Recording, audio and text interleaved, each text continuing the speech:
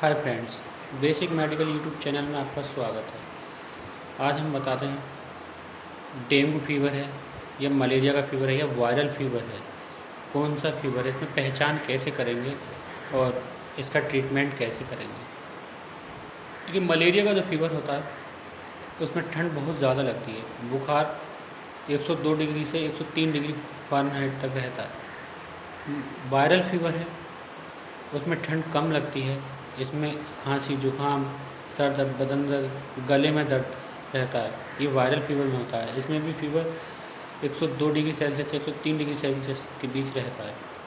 अब dengue fever जो होता है इसमें बुखार बहुत ज़्यादा तेज़ आता है, 102 डिग्री सेल्सियस से 106 डिग्री फ़ारेनहाइट तक रहता है। इसमें सर दर्द, बॉडी पेन, जोड़ों में दर्द, हड्डियों में दर्द, वीकनेस बहुत ज़्यादा होती है। ये डेंगू के सिम्टम होते हैं। अब सबसे पहले हमें एक सीबीसी जांच करानी होती है। अगर सीबीसी जांच में प्लेटलेट्स कम हो रहे हैं, डाउन हो रहे हैं, टीएलसी कम हो रही है, डाउन हो रही है और पीसीबी बढ़ रही है, तो ये डेंगू के लक्षण होते हैं, सिम्टम होते हैं। डेंगू के एक सिम्टम और भी होते हैं, बुखार के साथ साथ वीकनेस तो होती ही है, साथ में बॉडी पर रेसेस दिखाई देते हैं। ये डेंगू के सिम्टम होते हैं। हड्डियों में दर्द होता है। अगर ये सिम्टम रिपोर्ट में भी आ रहे हैं कि टीएलसी डाउन हो रही है, प्लेटलेट्स डाउन हो रहे हैं और पीसीबी बढ़ रही है, तो एक जांच की आवश्यकता होती है, डेंगू NH1। अब वो पॉजिटिव आ रही है, तब ट्रीटमेंट क्या करते हैं, क्या करेंगे, और वायरल फीवर का ट्रीटमेंट भी बताते हैं और मलेरिया का भी बताएंगे। विस्तार से सुनिए। अगर डेंगू का फीवर है तब क्या करना है। इसमें डिहाइड्रेशन बहुत ज़्यादा हो जाता है, वीकनेस बहुत ज़्यादा हो जाती है, तो इसमें IV फ्लूइड्स की ज़रूरत पड़ती है। पेशेंट को भर्ती करना पड़ता है। पेशेंट को आपने भर्ती कर लिया तो इसमें इंजेक्शन मोनोसेप 1 ग्राम BD देना है, सुबह और शाम देना है। ज़्यादा हाई एंटीबायोटिक नहीं देता है। हाई एंटीबायोटिक से क्या होता है, प्लेटलेट और ज़्यादा डाउन होती है। इंजेक्शन पेंटो 40 अरिस्टो कंपनी का, ये भी BD देना है। ड्रिप में DNS ड्रिप लगाओ पहले,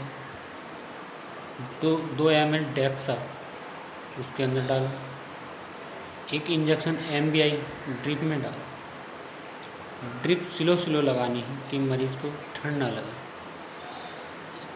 डिहाइड्रेशन वाले पेशेंट को 4 लीटर तक इसको फ्लूइड दे सकते हैं। अगर आवश्यकता हो तो और ज़्यादा भी दे सकते हैं।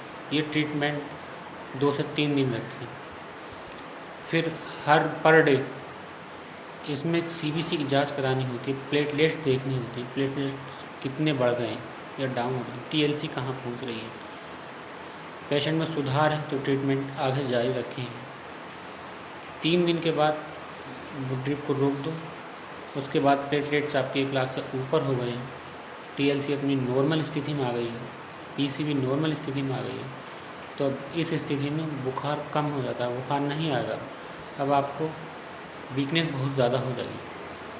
अब मेडिसिन क्या देनी है। मेडिसिन डोलो 650 mg सुबह और शाम 2 टाइम। एसिलो BD करनी है सुबह और शाम। एंटीबायोटिक में टैबलेट मोनोसेप O 200 mg की सुबह और शाम। मोनोसेप O इसलिए बता रहा हूँ, उसका रिजल्ट बहुत ज़्यादा बेस्ट है, फास्ट रिजल्ट है। कैप्सूल मल्टीविटामिन देना है, मल्टीविटामिन न्यूरोकाइन गोल्ड 1 बार रात को। अब डेंगू के पेशेंट में SGOT PT भी बढ़ा हुआ आता है, तो इसको भी ध्यान में रखना है। इसके लिए OTPT ज़्यादा बढ़ हुई आ रही है, 80-90 के आसपास आ रही है, तो इसमें टैबलेट चलानी है UD-LIP 150 mg सुबह और शाम। प्लेटलेट्स के लिए टैबलेट चलानी है कैरीपिल सुबह और शाम। ये ट्रीटमेंट देना है। इंटेक फ्लूइड और करना है, ORS का घोल देना है सॉल्यूशन, नारियल पानी देना है, खाना हल्का देना है, खिचड़ी देनी है। ये ट्रीटमेंट हुआ। इसके बाद अब बात करते हैं वायरल फीवर की। वायरल फीवर का जो ट्रीटमेंट होता है वो वायरल फीवर 2 से 3 दिन में ही हो जाता है ठीक। वायरल फीवर में पैरासीटामोल 500 mg दिन में 3 बार देनी है। नीमोसुलाइड टैबलेट बॉडी पेन होता है उसमें भी ज़्यादा, नीमोसुलाइड टैबलेट 100 mg वाली दिन में 3 बार। टैबलेट ओमनाकोटिल 5 mg में दिन में 3 बार। टैबलेट एसिलो 150 mg दिन में 3 बार देनी है। एंटीबायोटिक चूज करनी है इसमें सिप्लोक्स 250 mg दिन में 3 बार, सुबह दोपहर शाम। मल्टीविटामिन कैप्सूल लो उसमें बीकासूल 1 बार। इससे आपका फीवर 3 से 4 दिन में ठीक हो जाएगा। खांसी है इसमें, जुकाम है, अगर खांसी सूखी उठ रही है तो सिरप कोडी स्टार 7.5 ml दिन में 3 बार। ये एडल्ट के लिए डोज है। अगर बलगम आ रहा है खांसी में तो सिरप एम्ब्रोडिल 7.5 ml दिन में 3 बार लेना है। अब बात करते हैं मलेरिया के फीवर की। अगर मलेरिया है आपको तो उसका क्या ट्रीटमेंट देना है। ट्रीटमेंट यही सेम रहेगा इसका, लेकिन इसमें आप इंजेक्शन भी ले सकते हैं लारिगो। अगर इंजेक्शन नहीं लेना चाहते हैं तो टैबलेट लारिगो शाम को खुराक के आधे घंटे के बाद दूध के साथ 1 टैबलेट, ये 3 दिन तक लगातार लेनी है। ट्रीटमेंट आपका पूरा हो जाएगा और फीवर आपका ठीक हो जाएगा। आप पहले से बेहतर महसूस करेंगे और ये ट्रीटमेंट अपने आप से ना लें।